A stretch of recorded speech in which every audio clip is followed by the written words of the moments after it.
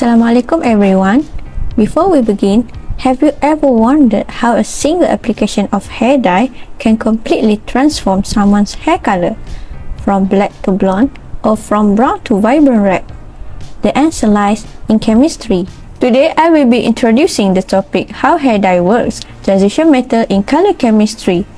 Hair dye is a cosmetic product used to change the color of the hair.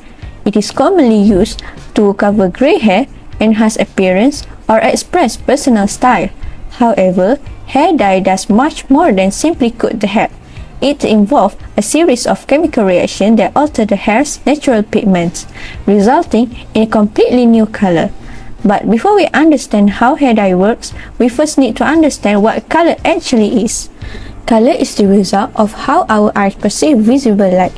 Visible light is a part of the electromagnetic spectrum and consists of wavelengths ranging from approximately 400 to 700 nanometers. Each wavelength corresponds to a different color, from violet to red.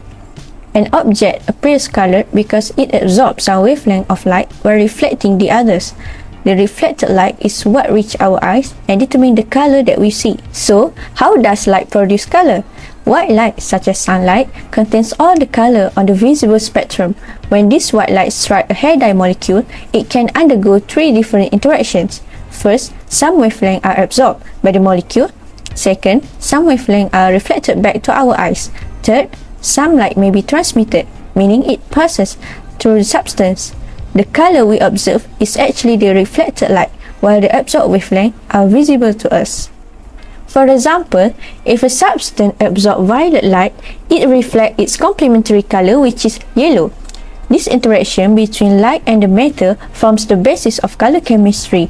Understanding this concept is essential because the colors produced by the transition compounds are also a result of selective light absorption. In the next section, we will explore more about the transition metals. Hello everyone, my name is Muhammad Irfan Najwan bin Shamsuri and I will now talk about transition metals. So first things first, what are transition metals? Transition metals are any chemical elements which are located in groups 3 through 12 that have partially failed the subshell, either in their natural state or in one of their oxidation states. This property allows for unique chemicals and physical behaviors, including the ability to form variable oxidation states, complex ions, and most importantly, colored compounds. An example of a transition metal would be cobalt, zinc, and iron. So we'll move on to the electron configurations of transition metals. The electron configurations for the first row of transition metals, which consists from scandium to zinc, consists of 4s and 3d subshells with an argon core, which is the noble gas used in this case. The noble gas before the row of transition metals will be the core written with brackets around the element symbol.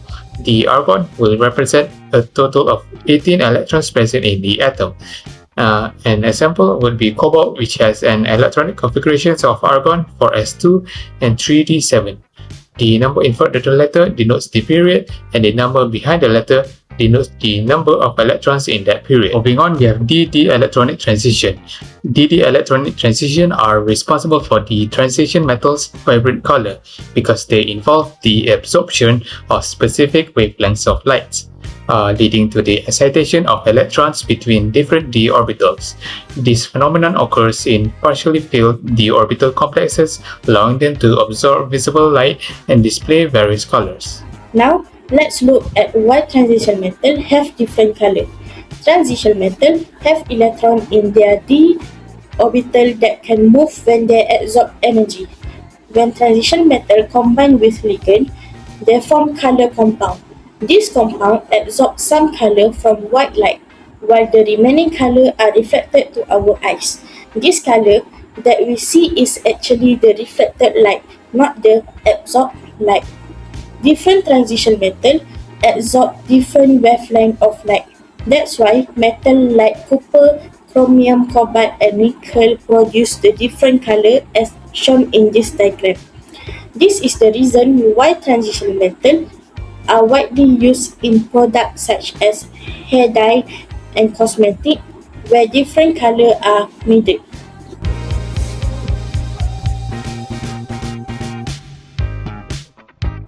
Next, I will continue with mechanism of permanent hair dyeing.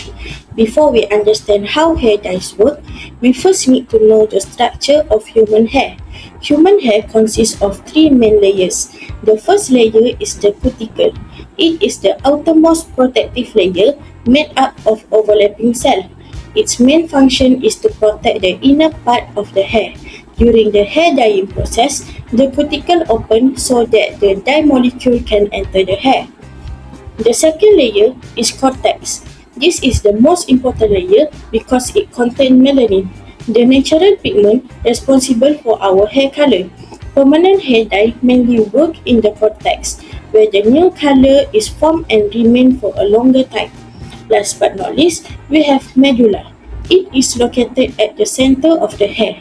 The medulla has little effect on the hair coloring process. Moving to types of hair dye. We have two types of hair dye, which is semi-permanent and permanent dye. For semi-permanent dye, it only stays on the outer layers of hair called the cuticle. It doesn't go deep into the hair, so the color usually disappears after a few wash. It also doesn't need hydrogen peroxide. For permanent dye, it will go deeper into the cortex, which is the middle layer of the hair. It uses hydrogen peroxide to create a new color and give a longer lasting color to our hair. Next, let's look at the oxidation process involved in permanent hair dyeing. The process begins when ammonia creates an alkaline environment which causes the hair cuticle to open. This allows the dye precursor and coupler to penetrate into the hair cortex, which is the main region where color is formed. Once inside the cortex, hydrogen peroxide oxidizes the dye molecules. During the reaction, colored dye molecules, also known as chromophore, are formed inside the cortex. Because these colored molecules are produced within the hair fiber rather than remaining on the surface, the color becomes more resistant to washing, resulting in permanent hair color. Now we look at the role of hydrogen peroxide. Hydrogen peroxide plays a key role in permanent hair dyeing because it acts as the oxidizing agent. It first oxidizes p-phenylenediamine or PPD, which is a common dye precursor, to form a reactive intermediate called quinondiamine. As the quinondiamine reacts with another compound called a coupler, such as resorcinol or M-aminophenol, to produce the final colored dye molecules. These colored dye molecules are formed inside the hair cortex, giving permanent hair dyes their long-lasting color and wide variety of color shades. The reaction can be represented as in the left side of the slide. Now I will talk about potential health effects of permanent hair dyes. Although permanent hair dyes are widely used, they may cause some health effects, particularly in sensitive individuals. The most common effect is skin irritation, which may include redness, itching, or a burning sensation after application. Some people may also experience allergic reaction, especially to ingredients such as p-phenylenediamine. In severe cases, allergic reaction can cause swelling or skin inflammation. If the dye accidentally comes to contact with the eyes, it may cause eye irritation, resulting in redness, pain, or excessive tearing. In addition, ammonia released during the coloring process may cause respiratory irritation, particularly in poorly ventilated areas or for individuals with asthma or other respiratory conditions. Therefore, it is important to perform a patch test before using permanent hair dyes and to follow the manufacturer's safety instructions during application. Next, we will look at the role of transition metal in hair coloring industry in the next slide. Hi everyone, now that we have learned how transition metals produce different colors, let's look at how these metals have been used in the hair coloring industry throughout history. Believe it or not, people have been dyeing their hair long before modern hair dye existed. But instead of using the colorful products we buy today, they relied on metal compounds to change their hair color. One of the earliest ingredients was lead acetate. It was commonly used to gradually darken grey hair by reacting with sulfur in the hair, forming a black compound called lead sulfide. Another example is silver nitrate, which darkens hair after being exposed to light, while copper salts were sometimes used to produce greenish or bluish pigments in specialized formulations. At first, these metal-based dyes seemed like a great invention. However, scientists later discovered that they came with serious health risks. For example, lead acetate is a toxic heavy metal. With repeated exposure, lead can accumulate in the body, and may damage the nervous system and kidneys. Silver nitrate also has its drawbacks because it can permanently stain the skin, a condition known as argyria, and excess silver released into wastewater can be harmful to aquatic life. Because of these concerns, the use of these heavy metals in cosmetics has been greatly and completely phased out in many countries. Fortunately, modern hair dyes are much safer.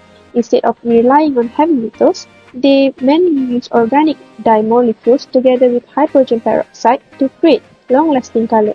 These new formulations offer a much wider variety of shades, produce more consistent results, have lower toxicity, and comply with modern cosmetic safety regulations. Researchers are also developing greener alternatives, including environmentally friendly dyes and safer metal complex colorants that reduce pollution while maintaining color quality.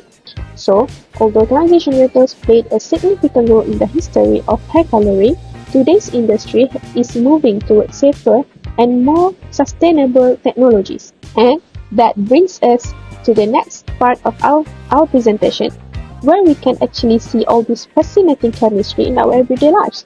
Now, I'll pass it to Atira. Thank you. Next, we will see the application of transition metal in hair dye. Transition metal are not only important in hair dye, they are also used in many industries because they can produce a wide range of color. Besides coloring hair, they are used in textile, cosmetic, paint, ceramic, and printing ink due to their stability and color intensity. Let's talk about global industry. The hair dye industry is one of the largest cosmetic industries in the world. The global market is worth more than 25 billion US dollar and continues to grow. People color their hair for fashion, to cover grey hair, and to express their personality. Permanent hair dye remains the most popular choice because of its long-lasting effect. Popular hair colors change every year depending on fashion trends and social media. Natural shades remain popular while bright fantasy colors are increasingly chosen by younger people. According to research, the popular hair color is black, brown, blonde, grey, burgundy, pink, and also blue.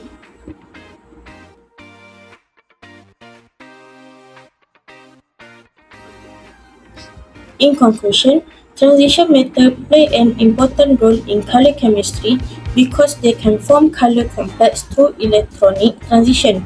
In hair dye, they help to produce vibrant color and improve color stability. They also contribute to long-lasting color. Understanding transition metal chemistry allows scientists to develop more safe, more effective, and more quality hair dye products. That's all from us. Thank you.